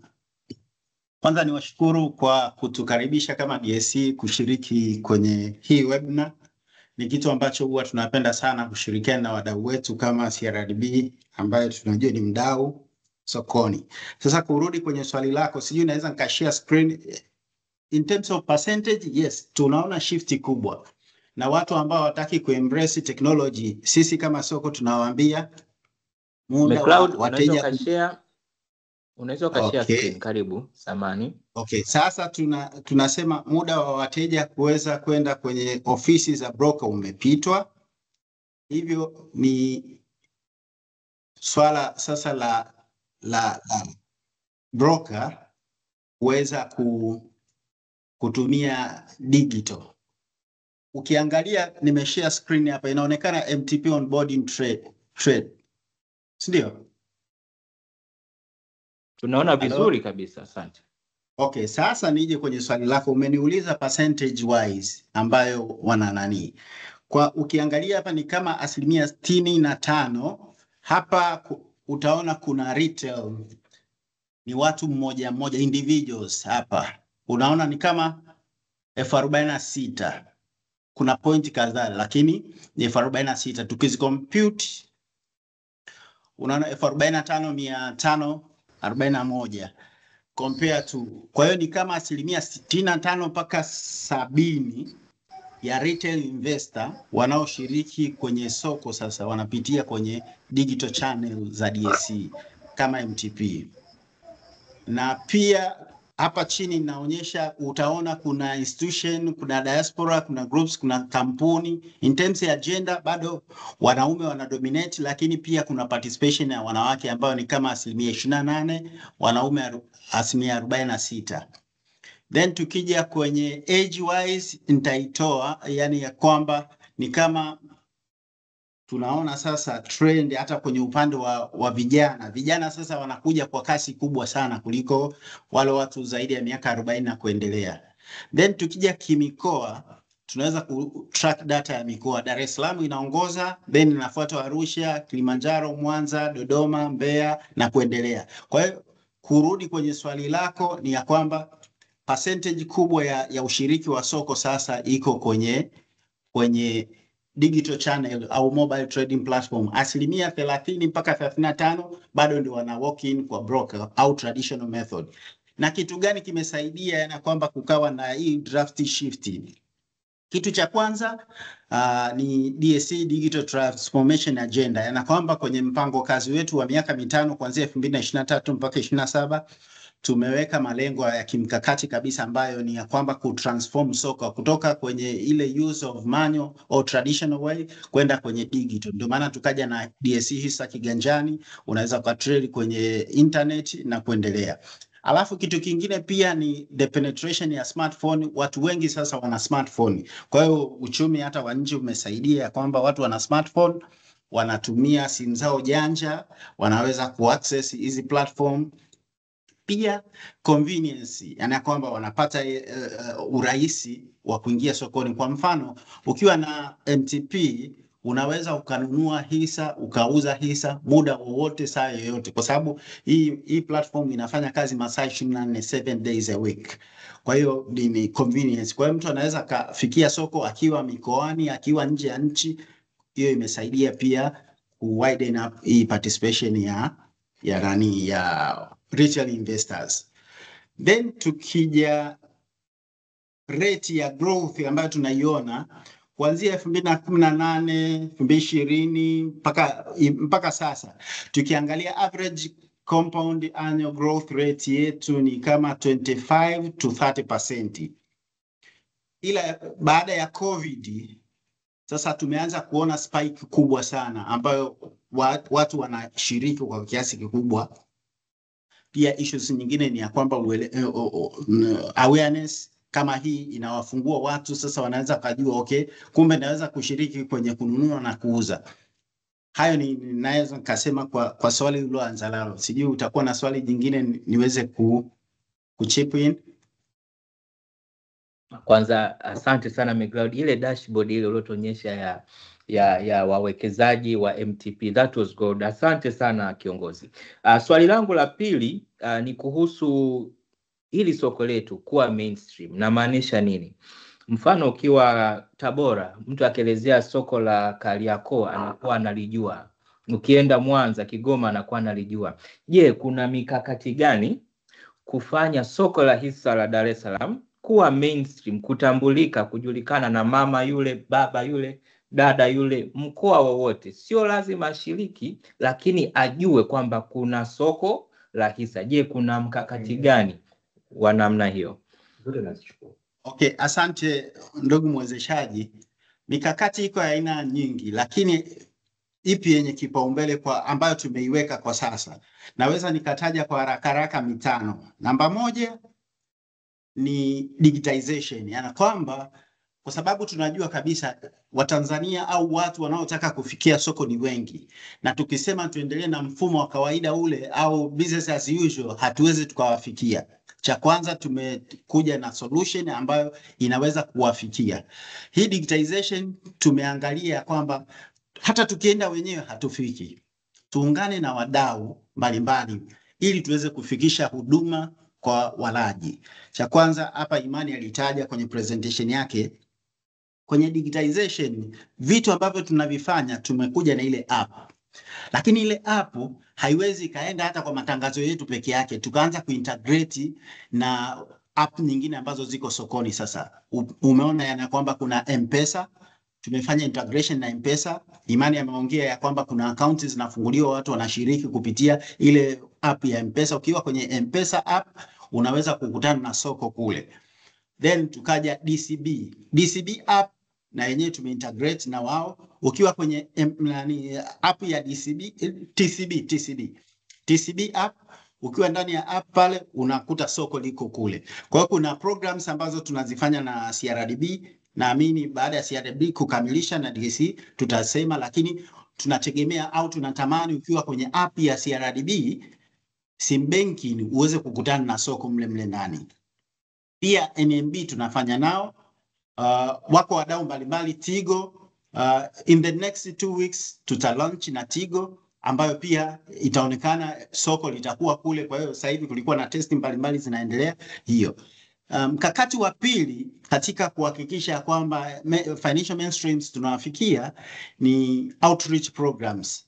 Yani tumekuwa na programs nyingi na tunawashukuru kama CRDB program kama hii inatupa mileage kubwa, na tunaomba muendelee kufanya hivyo. Mkitaka sisi, hata mkitaka level ya CEO kushiriki, ni nyinyi tu kusema okay, leo tunamtaka CEO, na I'm sure our CEO Mr. Peter is willing to attend. Lengo ni kuhakikisha ya kwamba tuna partner na wadau katika kufanya outreach programs mbalimbali. Hapa tuna vyuo vikuu tunafanya nao, kuna vikundi vya kijamii SACCOS, kuna vijana youth association, kuna startup association ya Tanzania. Hata juzi tumekuwa na partnership na MOU. Vyombo vya habari na wenyewe tunaingia partnerships na wao. Pia mkakati mwingine wa tatu ambao tunaufanya ni ya kwamba kuja na product diversification. Hii ni kutokuwa, tunataka kuongeza idadi ya prime product sokoni. Hivi sasa mtaona ya kwamba tuna debt security na equity. Lakini mwaka huu tunategemea tutakuwa na rates zisizopungua 2, na product nyingine mbalimbali, instruments mbalimbali. Kuna fraction shares product na yenyewe tunakuja nayo sokoni in the next the second quarter au quarter ya 4 tutakuwa na hizo product. Pia kuna listings ya products za aina nyingine mbalimbali, SMEs product tunakuja nazo.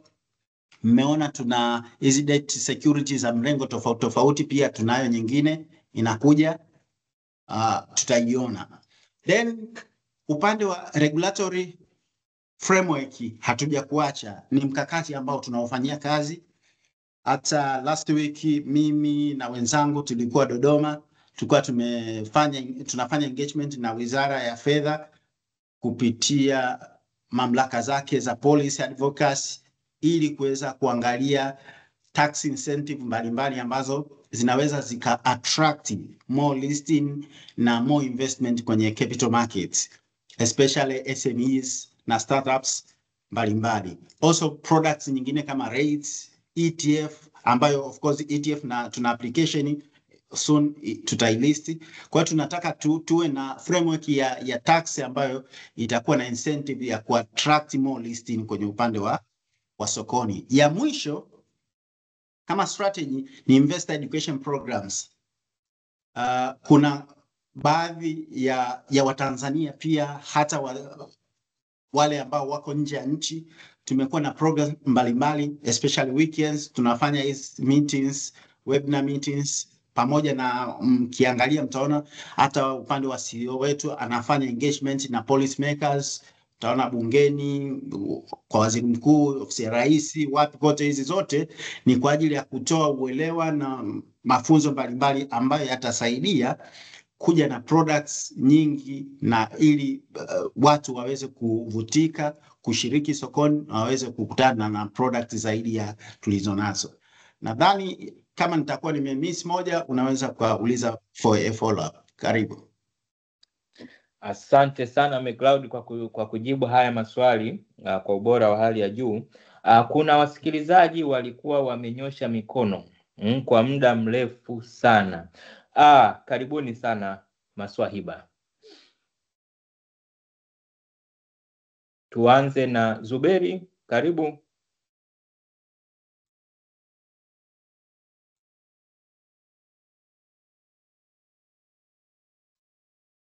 Kama Zuberi anaweka mitambo sawa, naomba nimkaribishe Baraka. Karibu Baraka.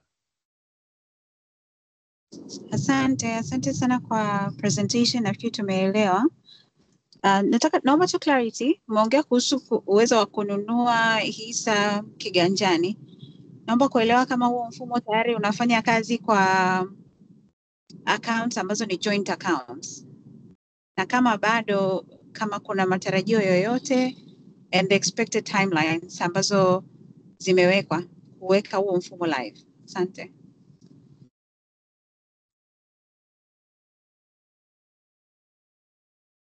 Okay, asante sana kwa hilo swali zuri kabisa. Nadhani McCloud analisikia. Also nachukua swali kutoka kwa Ngemera. Karibu Ngemera. Hello.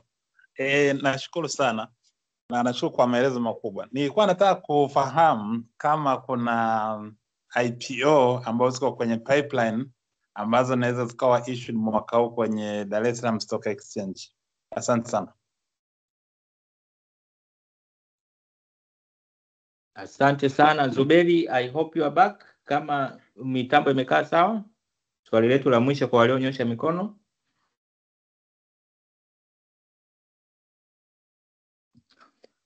Kaka McCloud, nikukaribishe kwa ajili ya kujibu maswali haya. Naomba Baraka aliyeuliza swali la pili, naomba anaweza kalirudia. Karibu Ngemera kwa swali lako kuhusu listings hizo. Asante sana. Nilikuwa nauliza kwamba katika kipindi cha mwaka huu, kuna mategemeo ya kupata new companies ambazo zitakuwa listed on Dar es Salaam Stock Exchange, maana kwamba zitaweza kuissue IPO. Asante sana.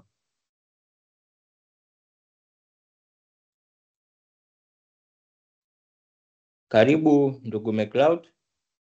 Okay, asante. Nianze na swali la pili la mheshimiwa hapa. Yes, nimjibu yes. Kwenye upande wa debt security, yes, zipo za kutosha, sio chini ya 6.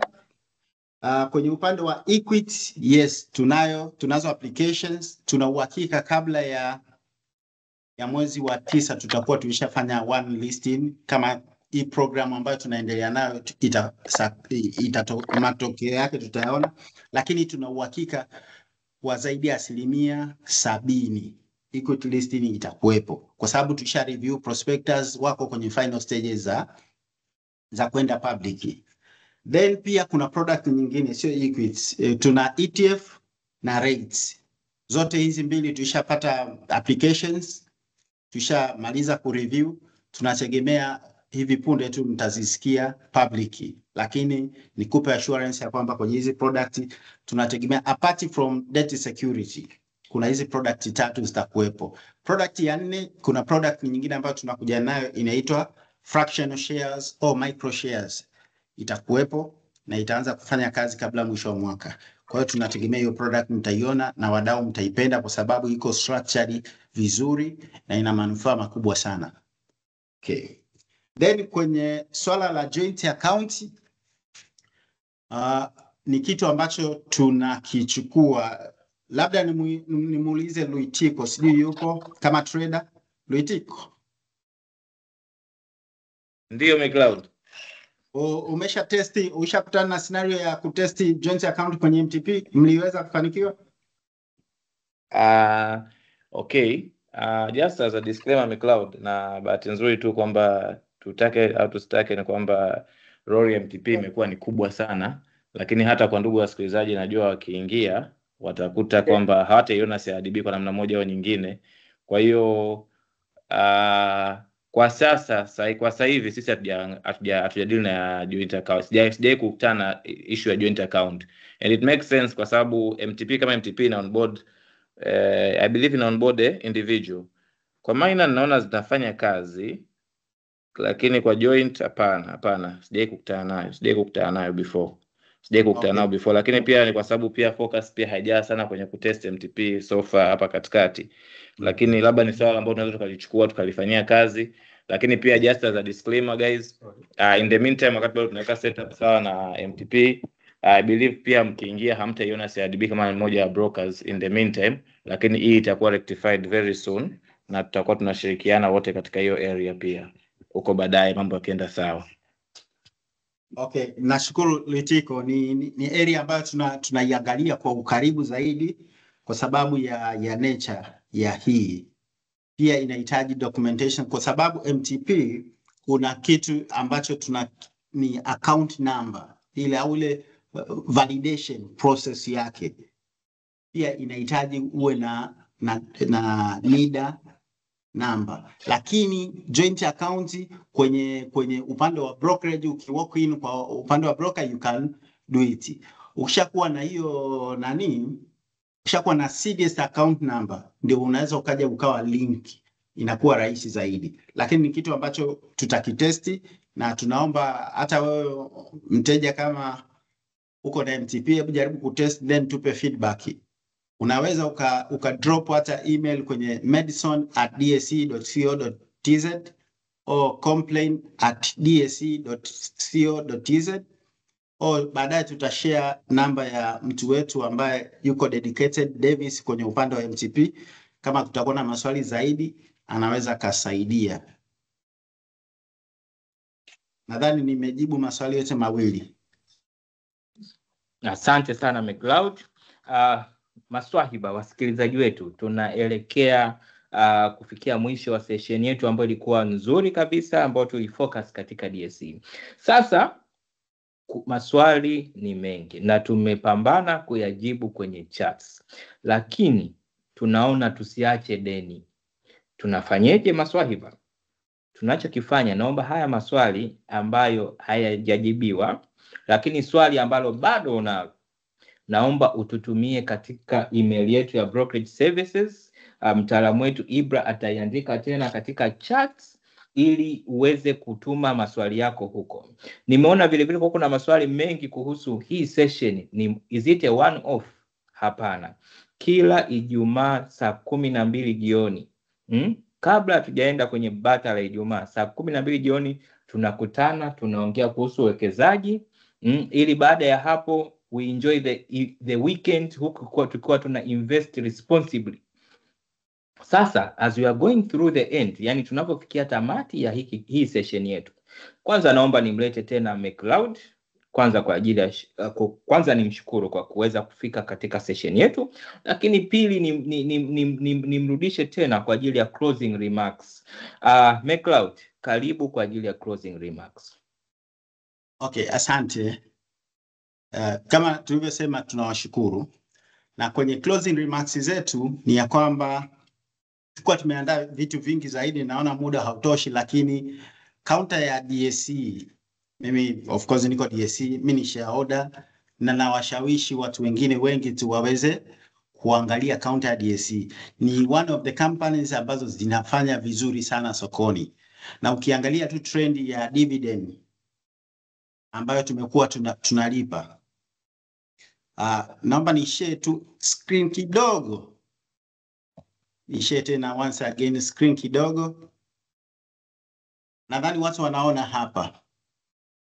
Ami, unaona Naona vizuri kabisa. Earnings per share, yani kwamba inaonyesha tokea 2020 tumekuwa na earnings per share nzuri. Imani ameongelea dividend per share tumekuwa na 74, 101, 116, 145. Hii ya 2024 nimejaribu kuproject. I'm not sure, nimetumia data ambazo nimezipata tu nika project. Maybe inaweza ikawa hivyo. Kwa hiyo kuna uhakika ya kwamba ukiwa na share za DSE huwezi kulala njaa kabisa. Dividend yield Imani kaongea kwa upana wake, utaona ni kuna 8%, 8.9, 7.8, 6, 5 and so on. Pia price to book value utaiona iko hapo. Net asset value per share inaonekana hapo, imeanza 1000 mpaka 1000 kama 400 iko hivyo. Kwa hiyo ni washauri wawekezaji wapya au wanao exist waangalie jinsi gani wanaweza wakawekeza kwenye counter kama hii, watanufaika endapo wanataka kuwekeza kwenye kampuni ambazo za kati, wanataka kupata return nzuri, japokuwa kampuni nyingine zinafanya vizuri pia na DSE inafanya vizuri. Kwa kusema hayo, ni washukuru tena na karibuni. Na yule mwenye complain yoyote kuhusiana na kampuni yoyote sokoni, please asisite kuwasiliana na sisi. DSE tunapatikana Morocco Building hapa Exchange Tower, au akifika CRDB akiwasiliana na CRDB wanaweza kumfikisha kwetu. Ni washukuru, asante sana. Asante sana McCloud na karibu sana next time. Imani, mwanzoni ulisema this is a stock you hold dear. Naomba nikupatie nafasi ya kuweza kufanya closing remarks on the stock you hold dear. Karibu sana. Asante sana Ami. Na kwa kweli naomba, najua umeshamshukuru McCloud, lakini naomba niongezee shukrani zangu za dhati kwa McCloud kwa kuja na DSE. Maana DSE wamekuwa very cool. Tushafanya investor call baada ya results kutoka, na tegemea zikitoka pia za quarter ya kwanza tutafanya pia investors call. Wamekuwa very cooperative. Tunaishi nao vizuri sisi kwa sababu ni members wao. Kwa hiyo nashukuru sana McCloud na DSE nzima kwa kuwa very cooperative na kuwa stock nzuri sokoni. Yaani pale ambapo soko ni lako alafu mwenyewe unaongezea value kwa kuweka stock nzuri kwenye soko. It's very attractive. Kwa hiyo nashukuru sana. Lakini pia niwashukuru wote mlioattend na hii session. Kwa kweli hata mimi ningekuwa ni mwekezaji kupata session kama hii is very valuable, kwa sababu hizi kampuni unajua changamoto kubwa ambayo watu au changamoto kubwa inayotokea kwenye uwekezaji ni kwamba watu wanaangalia stocks kama stocks badala ya kuangalia stocks kama biashara, kama kampuni. Kwa sababu anaangalia stocks kama stocks tu, mtu anashindwa kuelewa the underlying value. Lakini the primary objective hapa ni kufungua ile value vizuri, yani kufungua hii kampuni watu wazielewe biashara, waelewe biashara hizi kampuni ambazo watu wanamiliki, shughuli ambao wanafanya, kazi ambao wanafanya, na kuzileta karibu na wawekezaji. Kwa that's the aim, that's the objective. Kwa naomba tuendelee kubaki hapa, pia tuendelee kufuatilia hii platform. Tutafungulia zote. Ile wiki iliyopita ilikuwa session ya kwanza, ilionyesha stocks kama 8 hivi, tutaziongelea zote kwa ukaribu kama tulivyoongelea DSE, na pia tutajitahidi kuwa tunaalika representatives kutoka kwenye hizi taasisi husika waje kutusaidia kwenye kuchambua hizi kampuni zao ili kurahisisha uwekezaji kwa watu. Pia McCloud amegusia hapa CRDB na DSE kuna kitu wanafanya. I think pia hicho karibu, kama alivyosema, digital platforms are very important. Wanatamani kwamba watu wanunue share kupitia sim banking, hata sisi tunatamani. Kwa hiyo niwaalike pia watu wakae karibu na CRDB. Kwa wale wateja ambao tayari ni wateja wa CRDB, it's very easy, wenyewe watapata tu communication. Kwa wale ambao sio wateja wa CRDB, tutawafikia nyie pia. Kwa hiyo nao niwaalike tu watu. Zaidi ya hapo, niwashukuru wote walioattend. Nikushukuru sana Ami, moderator Konki. Nikushukuru sana kwa kuendesha hii kitu vizuri. Tuendelee kuiangalia ya DSE. Tuendelee, kama unanunua uendelee kununua, lakini pia tufuatilie results zao, zikitoka tutafanya investors call, tutawaalika. Asante sana Ami. Asante sana Swahiba unayetusikiliza. Next week Ijumaa on the spotlight itakuwa kampuni nyingine. Tutaenda kuichambua kampuni nyingine kama kawaida yetu. We will go deep. Tutajaribu kuhakikisha kabisa kwamba ukitoka katika session unaelewa kwa nini nawekeza na hiki ninachowekeza ni nini na kinafanya nini. Sasa wengi mmeulizia kuhusu hii presentation tunaipata wapi? Again I repeat, brokerage services email. Lakini kwa ajili ya kupata updates zote kuhusu session inayofuata iko wapi, naomba kila Ijumaa ikifika mchana Tembelea page ya CRDB Instagram, lakini tembelea WhatsApp channel ya CRDB. Huko utakutana na link, na kizuri, kula na mwenzio. Wiki ijayo mlete na rafiki yako, mlete na yule you hold dear, naye asikilize, ili baadaye msije mkalaumiana, mmoja akasema mwingine mbona kuniambia. Asanteni sana ndugu zangu, niwatakie weekend njema kabisa. Tukutane wiki ijayo tena.